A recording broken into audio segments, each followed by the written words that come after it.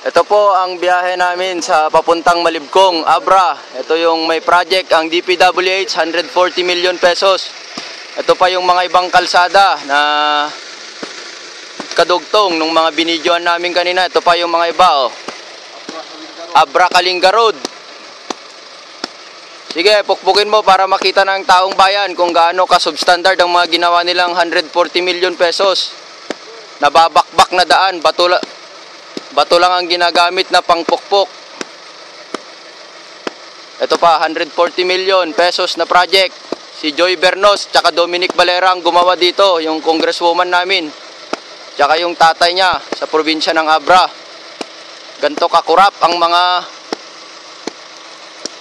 nanunungkulan sa amin. Grabe, walang puso ang pinaggagawa nila. Kala nila walang isip ang mga taga-Abra.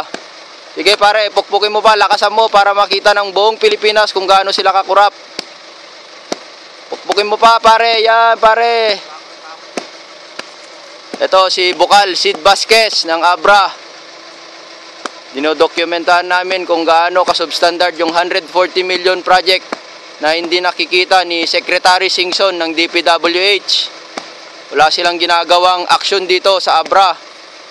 Ano bang nangyayari sa Pilipinas? Kala ko ba tuwid na daan? Ito pala, nagburborbor na daan.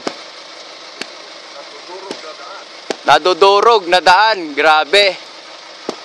Sige pare, pukpukin mo pa yan. Ang hinalo dyan, semento tsaka putik na kinukuha dyan sa bundok.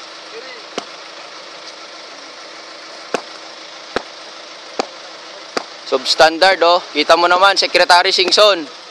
Substandard, 140 million pesos. Abra to Kalinga Road yan. National Road. Ang ginamit dyan, putik.